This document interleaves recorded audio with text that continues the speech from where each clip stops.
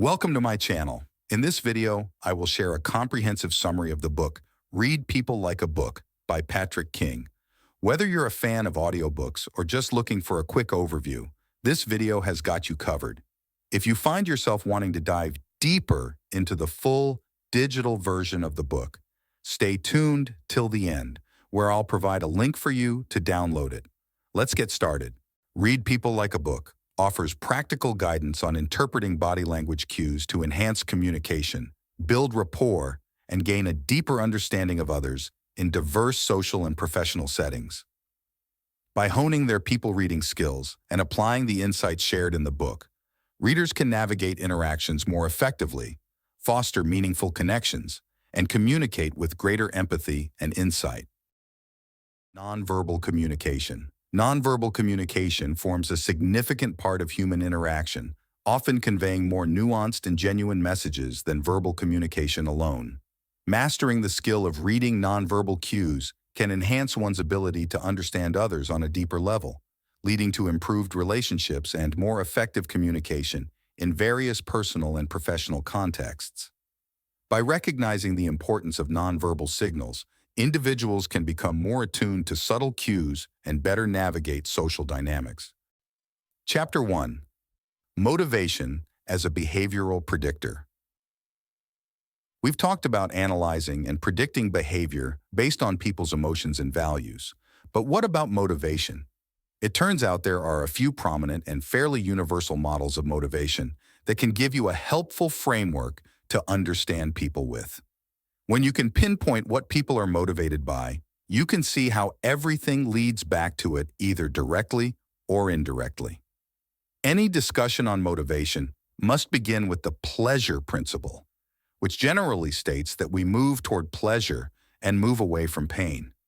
If you think about it, this is omnipresent in our daily lives in both minuscule and huge ways. As such, this actually makes people more predictable to understand. What is the pleasure people are seeking, and what is the pain they are avoiding? It's always there in some way. Next, we move to the pyramid of needs, otherwise known as Abraham Maslow's hierarchy of needs. It states that we are all seeking various types of needs in various points in our lives. When you can observe which level other people are in, you can understand what they are seeking out and motivated by.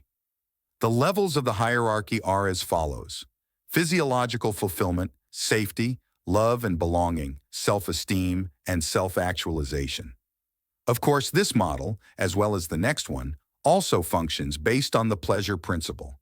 Finally, we come to defense of the ego. This is one of our most powerful motivators, but it is mostly unconscious. Simply put, we act to guard our ego from anything that would make us feel psychologically. In doing so, it is so powerful that it allows us to bend reality and lie to ourselves and others, all outside of our conscious awareness. Defense mechanisms are the ways that we avoid responsibility and negative feelings, and they include denial, rationalization, projection, sublimation, regression, displacement, repression, and reaction formation, to name a few. When you know the ego is in play, it often takes front stage over other motivations. Chapter 2. The body, the face, and clusters. Finally, we get right into the thick of it. How can we read and analyze people just through sight and observation? We cover two primary aspects: facial expressions and body language. It's important to note that though many aspects have been scientifically proven with physiological origins, we can't say that simple observations are foolproof. It can never be definitive because there are too many external factors to take into account. But we can better understand what typical things to look for and what we can glean from them. We use two types of facial expressions: micro and macro expressions. Macro expressions are larger, slower, and more obvious. They are also routinely faked and consciously created. Micro-expressions are the opposite of all of those things: incredibly quick, almost unperceivable, and unconscious. Psychologist Paul Ekman identified a host of microexpressions for each of the 6 basic emotions, and in particular has also identified microexpressions to indicate nervousness, lying, or deception. Body language has a much broader range of possible interpretations. Generally, a relaxed body takes up space, while an anxious body contracts and wants to conceal and comfort itself. There are too many specifics to list in a bullet point, but just keep in mind that the only true way to analyze body language is to first know exactly what someone is like when they are normal. To put everything together, we need to read the body as a whole and look for general clusters of behavior that work together to communicate a unified message. The voice can be thought of as a part of the body and read like other body language. Look for signs or cues that are incongruent and don't mesh well with the other cues they're giving. This might reveal that the other person is trying to hide something if you can notice other cues that reaffirm this conclusion. However, as always, the signs you've picked up on could well be meaningless, so make sure you have enough data to support them. Chapter 3. Personality Science and Typology. We start our journey into analyzing people like a psychologist by first taking a look at the various personality tests and seeing what we can glean from them. It turns out quite a bit, although they can't be said to be definitive measures or categories of people. Mostly, they provide different scales and perspectives through which to view people differently. The Big 5 personality traits are one of the first attempts to classify people based on specific traits rather than as a whole.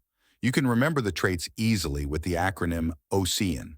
Openness to experience, trying new things; conscientiousness, being cautious and careful; extroversion, drawing energy from others and social situations; agreeableness, warm and sympathetic; and neuroticism, anxious and high-strung. Next, the MBTI, though helpful as a guideline, can sometimes suffer from people treating it like a horoscope and reading into their type what they wish to see about themselves. The MBTI functions on 4 distinct traits and how much of each trait you are or are not. The traits are generally introverted, extroverted, your general attitude toward others; intuitive, feeling how you perceive information; thinking, feeling how you process information; and perceiving, judging how you implement information. Thus, this creates 16 distinct personality types. The MBTI does suffer from some shortcomings, including the usage of stereotyping to classify people, and the lack of consistency when people score differently depending on their current moods and circumstances. The Keirsey temperaments are a way of organizing the same information gleaned from the MBTI. Here, there are 4 distinct temperaments, each with 2 types of roles, instead of 16 personality types. The 4 temperaments are guardian, artisan, idealistic, and rational. Keirsey estimated that up to 80% of the population fell into the first 2 temperaments. Finally, the Enneagram is the final personality test we cover in this chapter. It is composed of 9 general types of personalities: reformer, helper, achiever, individualist, investigator, loyalist, enthusiast, challenger, and peacemaker. Each type is composed of a specific set of traits, and in this way, it functions more similarly to Keirsey's temperaments. Chapter 4. Lie Detection. Casual observation of body language, voice, and verbal cues can help with understanding honest people, but we need more sophisticated techniques to detect liars. Most people are not as good at spotting deception as they think they are. Bias, expectation, and the belief that we can't or shouldn't be lied to can get in the way of realizing we're being deceived. Good lie detection is a dynamic process that focuses on the conversation. Use open-ended questions to get people to surrender information voluntarily and observe. Look out for overly wordy stories that are presented all at once, inconsistencies in the story or emotional affect, delays or avoidance in answering questions, or inability to answer unexpected questions. Liars are easier to spot when lying is spontaneous. Try not to allow the liar any time to prepare or rehearse a script, or else ask unexpected questions or plant a lie yourself to watch their response and gain a baseline against which to compare the possible lie. Increasing cognitive load can cause a liar to fumble their story or lose track of details, revealing themselves in a lie. Keep drilling for detail and be suspicious if details don't add up, if emotion doesn't match content, or if the person is deliberately stalling for time. Look out for specific signs that a person is cognitively overloaded. One example is that the liar will display less emotion while speaking than they, or an average person, normally would in their situation. These emotions will instead leak through in their body language. Most commonly, this manifests in more frequent blinking, pupil dilation, speech disturbances, and slips of the tongue. Spotting liars is notoriously difficult, but we improve our chances when we focus on strategic and targeted conversations designed to make the liar trip up on their own story, rather than trying to guess hidden intentions from body language alone. Chapter 5. Using the power of observation. There is a wealth of information we can observe and analyze when trying to understand other people, but we usually don't have a lot of time to do it. Using small amounts of data to make accurate assessments is called thin slicing. Snap decisions based on thin slicing can be surprisingly accurate.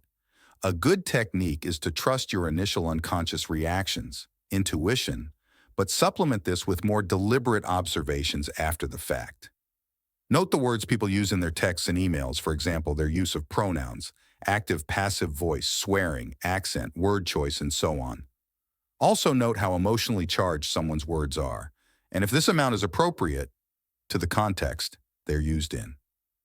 For example, using overly negative language in seemingly benign situations can be an indicator of bad mental health or low self-esteem. Read a person's home and possessions, like you would their body language and voice. Examine the closeness or openness of a home to determine sociability, for example. Notice both, what there is an excess of and what is conspicuously lacking in the spaces one occupies frequently. Personal possessions can make identity claims, can speak to the way a person regulates their own emotions, or can be evidence of certain past behaviors or habits. You can also rely on people's behavior online to discern what kind of person they are. Albeit, some caution is necessary here. Pay attention to what kind of pictures people post and the emotions they convey, especially whether they are positive, neutral, or negative. People who post positive pictures are more likely to be agreeable, extroverted, or conscientious, whereas people with more neutral photos are generally higher on openness and neuroticism. You can use questions to actively elicit very useful information. Hypothetical questions can get around people's defenses and have them honestly revealing insightful information straight away. This helps you get a better handle on their secret desires, values, and self-perception. So that is all for today, guys. This is my first video on Booksmith, and your support means the world to me. If you enjoyed this content, please like, subscribe, and hit the notification bell so you won't miss any future videos. Your support and feedback are incredibly valuable as I continue to create more content for you. Thank you, and happy listening.